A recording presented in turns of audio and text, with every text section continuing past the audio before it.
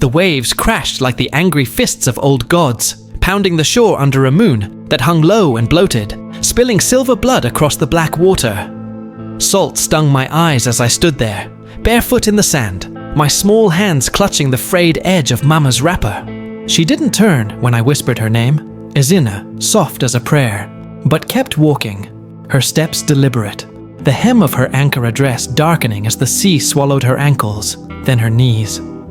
The wind howled through the palm fronds behind us, carrying the distant wail of village dogs. And in that moment, I knew the ocean was calling her home, and it would not let her go. Waves crashing, wind whistling through palms. Before we continue, please subscribe to Nigerian Storytelling Time and turn on the notification bell for more unforgettable stories like this one. I was 8 years old that night, in the sleepy fishing village of Badagry, where the Atlantic Ocean meets the whispers of our ancestors. Badagry isn't like the bustling streets of Lagos, with its Okadas zipping through traffic and hawkers shouting for Gary and Suya. No, our village breathes slow, like the rise and fall of a fisherman's chest after a long haul. The air always smells of smoked fish drying on racks, mixed with the sharp tang of sea spray and the faint, earthy scent of egusi stew simmering in clay pots. Our people, mostly Egon and Yoruba folk, live by the rhythms of the tides, out with the boats at dawn, back with the moon, mending nets under kerosene lamps, while elders spin tales of Mamiwata, the water spirit who lures the unwary with her beauty and her curse. My name is Ezine, meaning good mother in Igbo, a name Mama gave me hoping I'd break the cycle of sorrow that clung to our women like wet cloth. But that night, as the sea claimed her, I felt anything but good. Papa was a fisherman, broad-shouldered and quiet, with hands calloused from years of wrestling the waves for tilapia and catfish. He loved the sea like a jealous wife, leaving before the cock crowed and returning only when the sun bled red into the horizon. Mama, Adana, her name meant father's daughter, but she was all fire and grace, was different. She came from the hills of Enugu, brought south by love or fate or both, and she carried the hills in her eyes, deep green pools that saw beyond the horizon. Our home was a modest bungalow of red earth bricks, roofed with corrugated iron that rattled like angry spirits in the Harmattan winds. Inside, the walls were painted ochre, adorned with faded calendars from the Catholic Church, and a carved wooden mask from Papa's lineage, its eyes bulging as if forever watching. We had 3 children, me the eldest, my brother Chika 6, and full of mischief always chasing crabs along the beach, and little Neka, just 3 with curls like coiled springs, and a laugh that could melt the hardest heart. Life in Badagry moved like the lazy sway of coconut palms. Mornings began with the call to prayer from the mosque, blending with the hymns from the chapel, a harmony of faiths that our village wore like a colorful agbada. Women gathered at the communal well, fetching water in yellow jerry cans balanced on their heads, gossiping about the latest juju scandals or the price of yam at the market. And Sister Adana, your soup they smell like heaven, oh! Auntie Bose would say, her wrapper tied high as she pounded fufu with a mortar that echoed like distant thunder. Mama would smile, modest as always, stirring her pot over an open fire, the flames dancing shadows across her face. "Na God go bless you, Auntie. Try small, a sweet die." But beneath that rhythm, cracks were forming, like the dry earth splitting in the dry season. Papa's catches had grown scarce. The sea, once generous, turned stingy, spitting back only bones and seaweed. Debts piled up at the market, loans from Uncle Amika, the palm wine tapper, with interest that bit like mosquitoes. Papa's temper shortened like a fuse. He'd come home reeking of ogogoro, his eyes red as the lanterns on his canoe, and lash out at the smallest things. "Adana, where the money for school fees? You think I'd catch air?" He'd bellow, his voice booming off the walls. Mama would shrink, her shoulders curving like a question mark, but her eyes, oh, those eyes, would flicker with something fierce, something unspoken, soft lapping of waves, distant village chatter, fading into evening calls. One evening, as the sun dipped low, painting the sky in strokes of orange and purple, I sat on the veranda plaiting Neka's hair. Mama was inside, humming an old Igbo lullaby. Neni na ezamuo, sleep my child, king of spirits. Her voice a thread of silk weaving through the humid air. Chiki burst in from the beach, his shorts caked with sand, holding a conch shell to his ear. Ezzy, listen, the sea is talking. It says Mama's name. I snatched the shell, pressing it to my ear. All I heard was the rush of blood in my veins, but Mama appeared in the doorway, wiping her hands on her apron. Her face softened at the sight of us, but there was a shadow there, like clouds passing over the moon. Give it here, my loves. She took the shell, held it close, and for a moment, her lips parted as if listening to a lover's secret. Then she smiled, but it didn't reach her eyes. The sea speaks truth, Cheka, but sometimes it lies to test us. That night, after we'd eaten, swallows of pounded yam swimming in okra soup thick with stockfish, Papa didn't come home till late. When he did, the door slammed like a thunderclap. Door slamming, heavy footsteps. I peeked from my mat in the corner, where Nanika snored softly beside me. Mama stood in the kitchen, her back to him, washing plates by lamplight. Where you go again, woman? With that useless brother of yours? Emeka brought news from Lagos, about a job, she said quietly, her voice steady as the harmattan. For you, not me. Lies, you think I know no? That man they eye you like fresh mango. Papa's hand shot out, knocking the basin to the floor with a clatter that woke Neka. She whimpered, and I pulled her close, my heart hammering. Mama turned then, water dripping from her fingers like tears. Enough, Obi. The children here. He laughed, bitter as overripe plantain. Children go learn. Life no be fairy tale. She didn't flinch, but as she knelt to gather the shards, I saw her whisper to the floor, words in Igbo too low to catch, but they sounded like a plea to the gods. Allah, the Earth Mother, or perhaps Mami Wata herself. From that night, Mama changed. She spent more time at the shore, staring at the horizon as if it held a map to freedom. She'd collect shells, stringing them into necklaces that clinked like wind chimes, and give them to us with stories. This one, she'd say, holding a spiral nautilus to my chest, is for dreams that fly far. Wear it, Ezine, and remember, the sea gives, but it also takes. The village noticed too. At the market, where stalls overflowed with kola nuts, bitter leaf, and bolts of Ankara cloth in vibrant blues and yellows, the women whispered, Adana donde here call of water spirit, Mama Tolu said one afternoon. Her voice hushed as she selected plantains. I hid behind a pile of yams, my basket forgotten, ears straining. Her eyes they shine like fish scale. Na Mami Wata they pull her. Mama overheard, her basket slipping slightly. Gossip no be pepper soup, Mama Tolu. Mind your trade. But later, as we walked home along the dusty path lined with baobab trees, their branches twisted like old men's fingers, she squeezed my hand. People fear what they no understand, Ezzy. The sea, it calls to those who listen. Market bustle, vendors calling, laughter, clink of coins. Weeks blurred into months, the dry season yielding to rains that turned the paths to rivers of red mud. Papa's boat sprang a leak during a squall, nearly claiming him. He washed ashore like driftwood, coughing brine, his pride as battered as his body. The medicine man, Baba Ifa, came with his cowries and chants, divining the cause. "Na curse," he muttered, shells clicking in his gnarled hands. From the deep, your wife, she carry water blood. Papa's eyes narrowed at Mama, who sat cross-legged by the fire, unblinking. What this mean, old man? Baba Ifa glanced at her, respect in his gaze. Her people from Riverlands. Enugu hills hide secrets, but blood remembers. To break curse, she must give offering to sea. That night, under a sky pricked with stars like scattered cowries, Mama slipped out. I followed, silent as a shadow, my bare feet sinking into cool sand. Soft footsteps in sand, rhythmic waves. She stood at the water's edge, her wrapper loose, hair unbound and whipping in the breeze. In her hands, she held a small effigy, a doll woven from palm fronds, dressed in a tiny Ankara scrap. She sang then, low and haunting, an Igbo dirge that twisted my gut. Oma enma nen em. The river takes what it loves, leaves echoes in the shell. Forgive me, my blood, for the tide pulls stronger than chains. She waded in up to her waist, the doll floating away like a leaf on the current.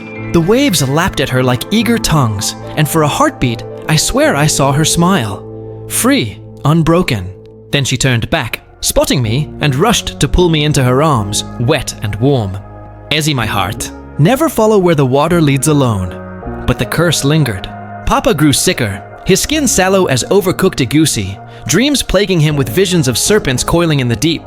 The village elders gathered under the Iroko tree, its massive trunk scarred from lightning strikes, consulting oracles. Sacrifice needed, they decreed. A life for a life. Mama's face hardened like laterite clay. She began preparing in secret, teaching me to cook, to weave, to pray to both Chi and Olokun, the Yoruba lord of the depths. You strong, Ezinni, she'd say, her fingers braiding my hair with cowrie shells. Stronger than any wave. When I go, you know go anywhere, I'd cry, burying my face in her lap, inhaling the scent of shea butter and sea salt. Cheek and Neka sensed it too. Cheeky stopped his games, clinging to Papa's legs like a barnacle. Neka, too young for words, drew pictures in the sand, stick figures holding hands, with a big blue wave arching over them. Then came the night. The air was thick, pregnant with storm, the kind where lightning cracks the sky like an egg. Papa had gone to the bar, drowning sorrows in star beer. We children were abed, but sleep fled me like a thief. A noise woke me, rustle of fabric, soft sob. Mama dressing by the window, her silhouette silvered by moonlight. She wore her best Jeel, wrapped high and regal, and a flowing gown of indigo wax print that shimmered like oil on water. Where you go, Mama? I whispered, sitting up. She knelt, cupping my face, her thumbs tracing my cheeks. Tears glistened on her lashes. To end it, my love. The sea. It promises peace. For Papa, for you all. Tell him I'm sorry. Tell him I loved him fierce as the storm. No! I clutched her, but she pried my fingers gentle, pressing the nautilus shell into my palm. Remember the dreams that fly far. She kissed my forehead, then cheeks, then lifted Neka, who murmured in sleep. Sleep now, my queens and kings. And she was gone. I ran after her, the village dark and silent save for the chirp of crickets and the lap of waves growing louder. Footsteps pounding sand, heartbeats quickening. The beach was a ribbon of silver, the sea a black mirror reflecting the moon's cold gaze. There she was, walking in, no hesitation, the water rising to greet her like an old friend. Mama! I screamed, voice cracking like dry palm frond. She paused at her waist, turned just once, her eyes locking on mine, full of a sorrow deeper than the Mariana Trench, yet lit with something like release. Ezino, live free! Then she stepped back, letting the waves take her. I splashed in after, salt burning my throat, but strong arms, neighbors roused by my cries, hauled me out.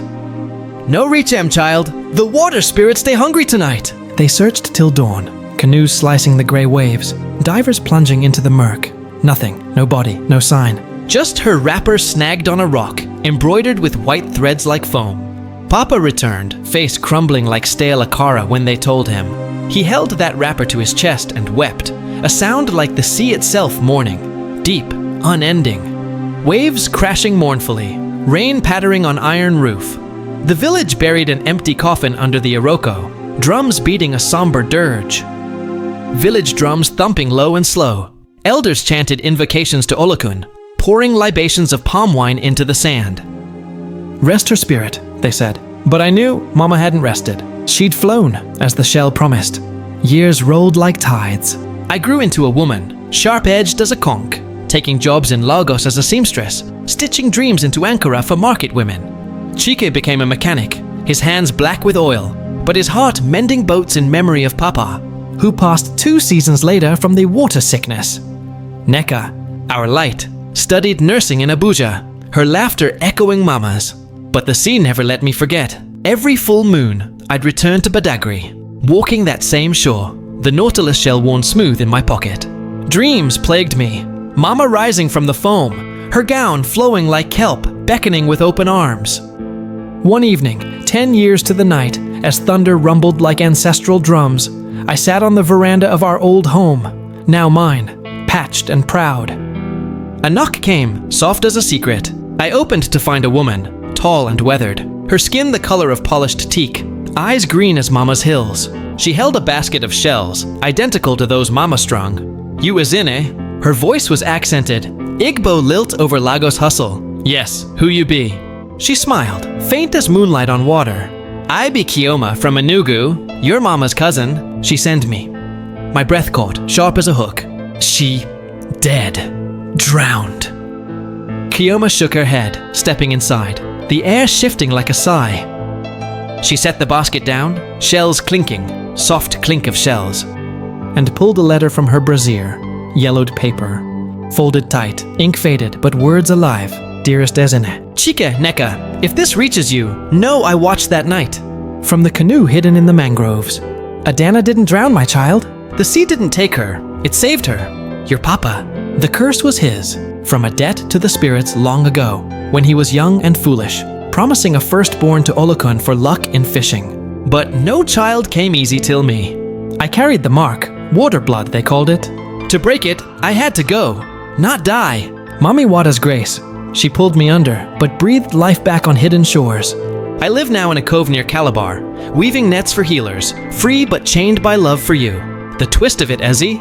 I never looked back because looking would pull me under for true. But I send Kioma with this: forgiveness for leaving, strength for staying. Live free as I taught. The sea gives dreams that fly far. Chase yours. Your mama who walks with the waves. Adana. Tears blurred the words, hot as rain on fevered skin. Chioma nodded, her own eyes wet. She well, Ezine, old now, but singing still. She no want you to find her, say it break the spell. But she watch, through shells and whispers. I clutched the letter, the shell in my pocket warm as a heartbeat. The twist pierced me. All those years, I'd mourned a ghost when Mama lived, her sacrifice a bridge twixt worlds. Not abandonment, but the deepest love, a mother's tide, pulling away to let us float. Thunder rolling distant, waves sighing in relief. We journeyed to Calabar at dawn. Cheek's old Peugeot rattling over potholed roads lined with rubber trees dripping latex like tears. Neka held my hand, her nurse's finger steady. The cove was a secret fold in the coast. Turquoise water fringed by mangroves, air humming with bird calls. There, under a thatched hut on stilts, sat Mama. Older, silver threading her braids, but her eyes, those green pools, sparkled unchanged. She rose slow, arms opening like fronds in breeze. My children. Her voice cracked, then steadied. We fell into her, a tangle of limbs and sobs, salt of sea and tears mingling. No words at first, just holding, the years dissolving like sugar in stew. Later, as sunset bled gold across the water, we sat on woven mats, eating pepper soup thick with crab and periwinkle. She told us everything. The underwater passage, guided by dolphins that sang in clicks and whistles. The hidden village of waterfolk, blending juju and modern ways, where she learned to heal with herbs and hymns. I know look back, she said, gazing at the horizon, because forward was freedom. For me and for you. Papa's curse had lifted with her death. His health returned briefly, enough to see us grow strong. But the real magic, her leaving taught us to swim alone. As night fell, stars wheeling overhead like cowries tossed by Ifa, Mama strung new necklaces, shells from her cove, each etched with our names. Wear them, she whispered. And remember, the sea takes, but it returns in waves we cannot see. In the end, we left her there, the cove her sanctuary, but visits became our tide, regular as moon pools. I returned to Lagos, stitching not just cloth, but stories into every seam. Chiki fixed boats that sailed true. Anika healed bodies broken by life's storms. And me, I learned the deepest lesson of all. Sometimes, the greatest act of love is stepping into the unknown, trusting the current to carry your beloveds home. Mothers don't abandon, they evolve, like the ocean, vast, unpredictable, eternally returning. And that's how this story ends. If you loved it, please like, comment, and subscribe to Nigerian Storytelling Time. More powerful stories are coming soon.